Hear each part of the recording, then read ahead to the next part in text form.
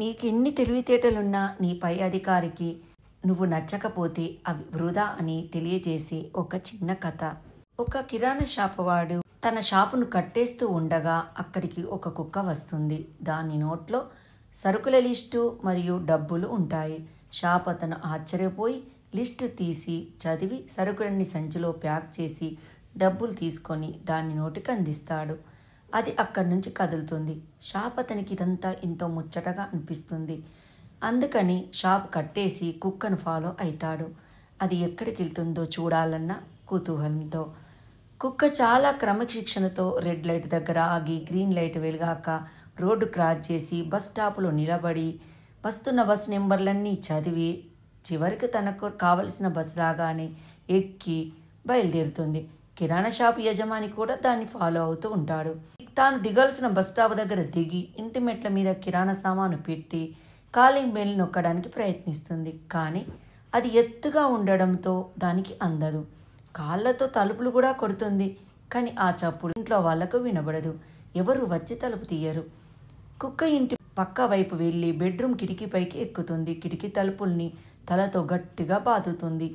లోపల ఎవరో అలికిడి వినిపించిన తర్వాత కిందికి వచ్చి డోర్ దగ్గరికి తిరిగి వస్తుంది. అప్పుడే నిద్రలో నుంచి లేచి బయటకు వచ్చిన ఇంటి యజమాని ఆ కుక్కను బూతులు తిడుతూ ఉంటాడు. కోప్పడుతూ నానా కేకలు వేస్తూ ఉంటాడు. ఆ కిరాణా షాప్ అతనికి ఆశ్చర్యంగా అనిపిస్తుంది. వెంటనే అతను పరిగెత్తుకుంటూ వెళ్ళి, ఏం చేస్తున్నావయ్యా, ఎందుకు తిడుతున్నావు, అసలు బుద్ధుందా నీకేమైనా? ఈ కుక్క అద్భుతమైన తెలివితేటలు గల కుక్క. సినిమాల్లో అయితే లక్షలు సంపాదిస్తుంది. అసలు ఇలాంటి తెలివైన కుక్కను ఈ ప్రపంచంలోనే చూడలేం అన్నాడు చాలా ఉద్వేగంగా. ఆ యజమాని దానికి సమాధానంగా చీదరించుకుంటూ, ఇది తెలివైందా? ఇది బయటకు వెళ్తున్నప్పుడు ఇంటి తాళం చెవి తీసుకువెళ్లకుండా వెళ్ళి తిరిగొచ్చి పడుకున్న నన్ను డిస్టర్బ్ చేయడం ఈ వారంలో ఇది రెండోసారి అన్నాడు చిరాకుగా. దీన్ని బట్టి మనకేమర్థమవుతుంది? మనకెన్ని తెలివితేటలున్నా మన పై అధికారికి కానీ, మన భర్తకు కానీ, భార్యకు కానీ, కుటుంబ సభ్యులకు కానీ నచ్చకపోతే, దాన్ని గుర్తించకపోతే వృధా.